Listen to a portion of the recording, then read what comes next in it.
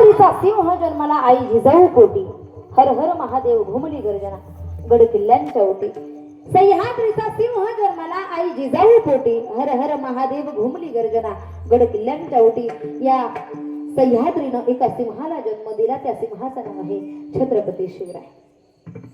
आणि म्हणून असं म्हटलं जातं, शिवनेरीवर शिवबा जन्मला, शिवनेरीवर शिवबा जन्मला, राजांचा अधिपती, साऱ्या राजांचा अधिपती, दैवत छत्रपती आमचं, दैवत छत्रपती, दैवत छत्रपती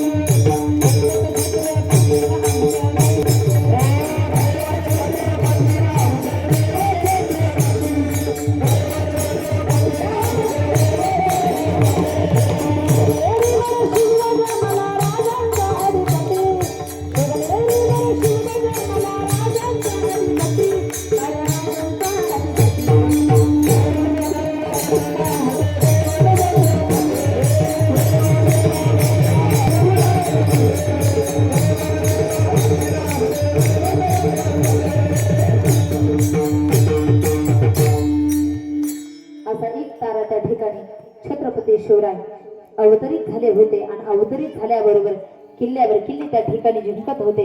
गडावर गड त्या ठिकाणी जिंकत होते. किती मिनिटं घ्यायचं ते मला सांगा, म्हणजे मला कसं वाटत का 5च मिनिटं हा झोपा नाही होते. गडावर गड त्या ठिकाणी जिंकायला लागले होते.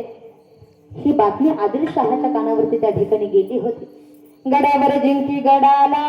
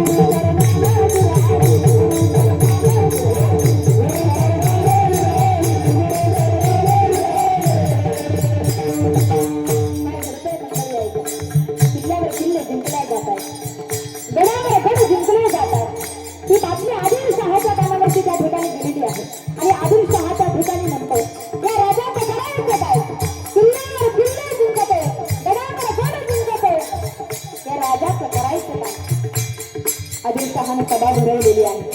त्यासमोर पानाचा विडा ठेवलेला आहे.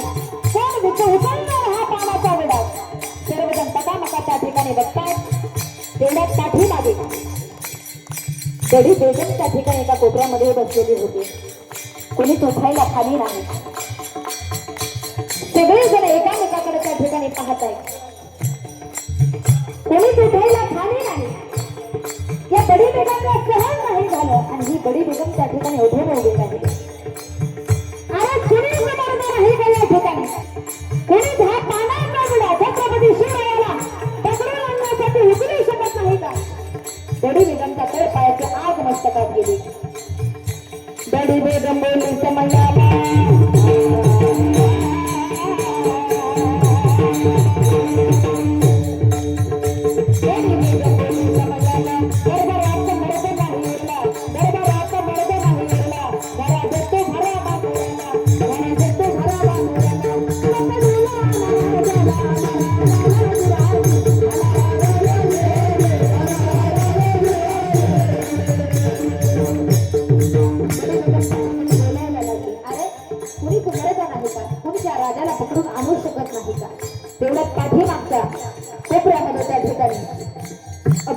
बसलेला आहे.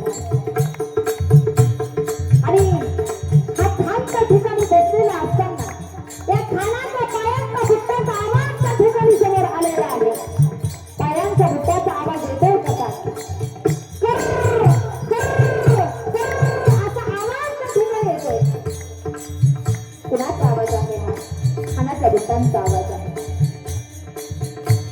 पुढे आलेली आहे. समोर ठेवलेला पानाचा विडा विडा त्या ठिकाणी खानाला उचललेला आहे आणि विडा उचलल्याबरोबर त्या ठिकाणी खान त्या ठिकाणी बडबडतोय पुटपुटतोय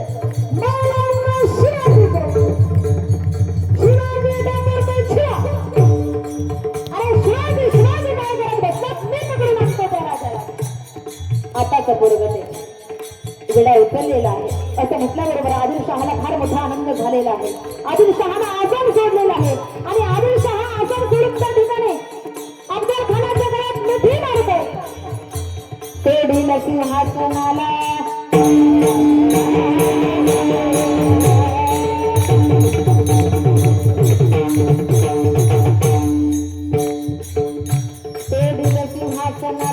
मिठी बघा मारले खानाला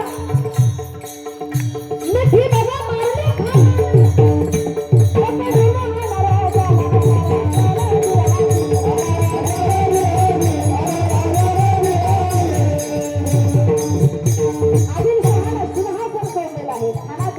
गळ्याला मिठी मारलेली आहे. आता खान त्या ठिकाणी छत्रपती शिवरायाला पकडायचं म्हटल्याबरोबर मुहूर्त तर पाहिलेच पाहिजे आणि म्हणून मुहूर्त पाहण्यासाठी काजीला बोलवण्यात आलेलं आहे. काजी त्या ठिकाणी आलाय. काजी त्या ठिकाणी म्हणतो खान आता मुहूर्त चांगला नाही, तुम्ही आज नका जाऊ, राजाला पकडण्यासाठी उद्या आपण गेले पाहिजे. पण महाराज खानाला घमंड होता आपल्या शक्तीचा. खानानं त्या ठिकाणी ऐकलं नाही काजीचं. काजीच्या मुंडीला त्या ठिकाणी धरलेला आहे. काजीच्या धरत्या मुंडीला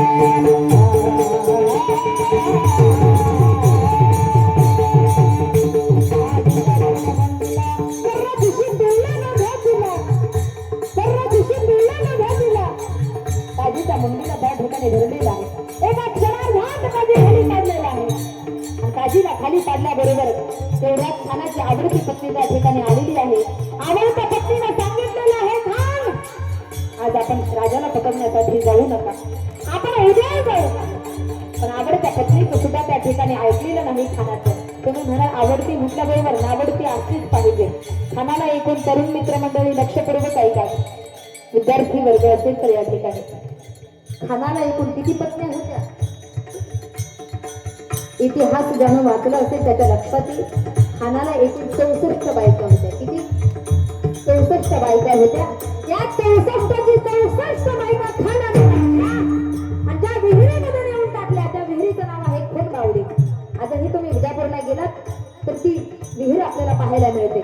खानानं त्या पत्न्यांचा त्या ठिकाणी वध केलाय आणि राजाला पकडण्यासाठी निघालाय. राजाला पकडायचं म्हटल्याबरोबर थेट मुद्द्यात हात घातला पाहिजे आणि म्हणून खान आता तुळजापूरच्या दिशेने निघाला. तुळजापुरामध्ये भवानी मातेच्या अंगावरती खानाला तलवारीचे सपासप वार केलेले आहे. नंदनाच घातलेला आहे.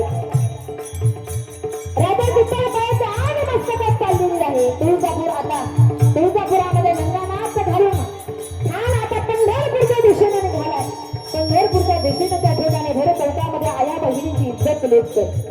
भर चौकामध्ये आमच्या लेकी बाईंची इज्जत त्या ठिकाणी लुटल्या जाते आणि म्हणून मैदान पंढरपुरामध्ये खानानं नंदनाथ सुरू केलेला आहे. पंढरपूर सोडलं खानानं आता शनी शिंगणापूरला त्या ठिकाणी आलेला आहे.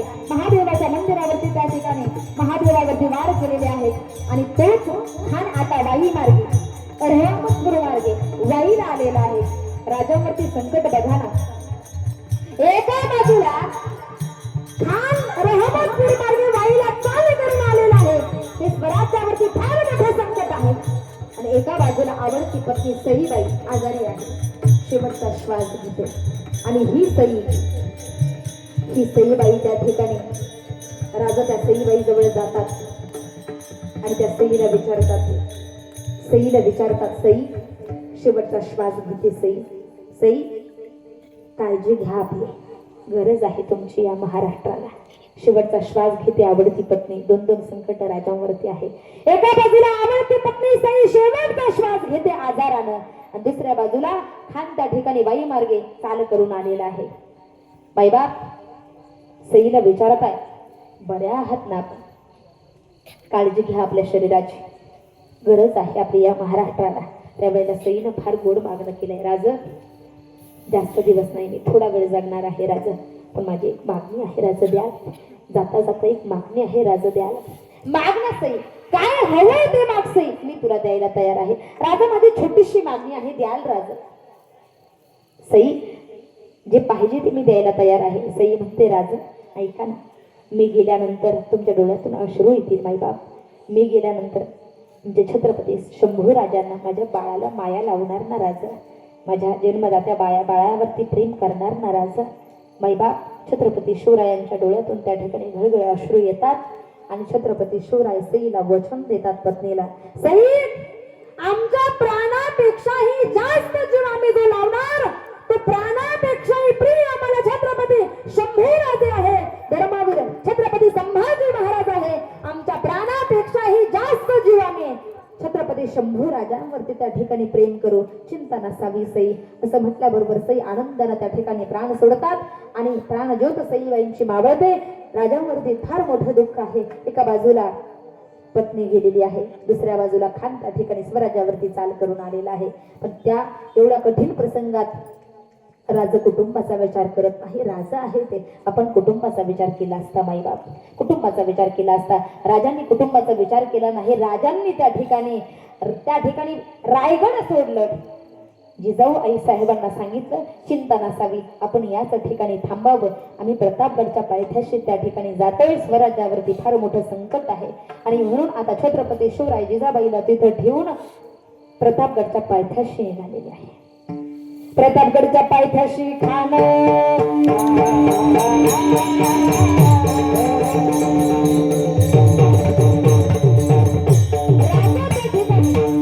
प्रतापगडच्या पायथ्याशी आलेले आहे, ज्या ठिकाणी खान चाल करून आलेला आहे. खान खाली आहे, प्रतापगडच्या पायथ्याशी राजे वरती आहे. राजांना कळालंय खानाबरोबर एक व्यक्ती सोबत आलाय, त्याचं नाव आहे सय्यद बंडा. तुमच्या माहिती सांगते, त्या सय्यद बंडामध्ये एका क्षणार्धात 10 लोकांचा मुर्दा पडण्याची ताकद या सय्यद बंडामध्ये होती. किती बोला, एका क्षणार्धात 10 लोकांचा मुर्दा पाडण्याची ताकद या सय्यद बंडामध्ये होती. आणि हा सय्यद बंडा कोणासोबत आला होता? खानाबरोबर आला होता. राजे भवानी मातेला प्रार्थना करताय, भवानी माता सांभाळा आम्हाला, आई आई धाव, आई आई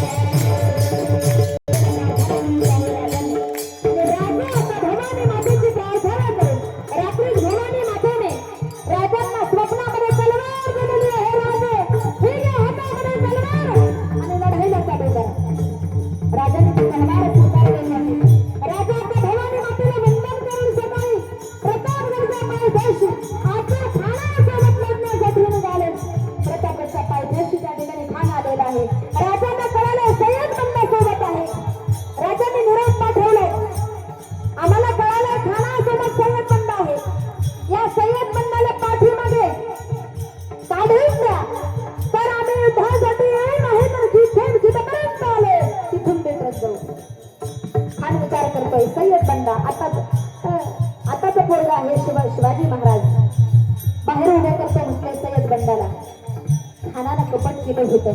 खान असा उभा राहिला आणि राजांसोबत एक व्यक्तिमत्व होतं. काय नाव त्याचं?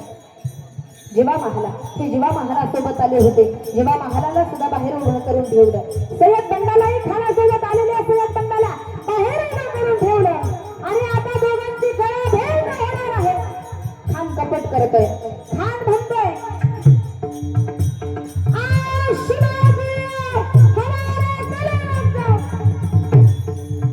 शिवाजी राजा आपण आलो पाहिजे माझ्या गळ्याला मिठी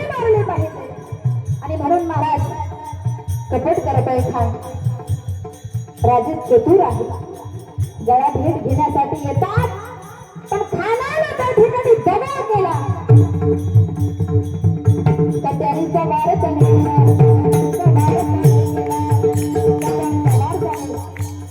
खानानं छत्रपती शिवरायांच्या अंगावरती त्या ठिकाणी केलेला आहे. आणि खानानं कट्यारीचा वार केल्याबरोबर छत्रपती शिवरायांनी चित्ररूपामध्ये असणारी वाघनख खानाच्या पोटामध्ये खुपसवलेली आहे. खानाचा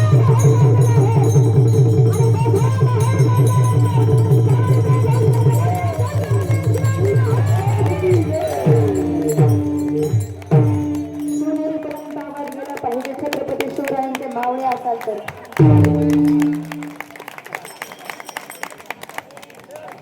जरा जोरदार जोरदार काही माझं काय झालं काय पाहिजे नाही.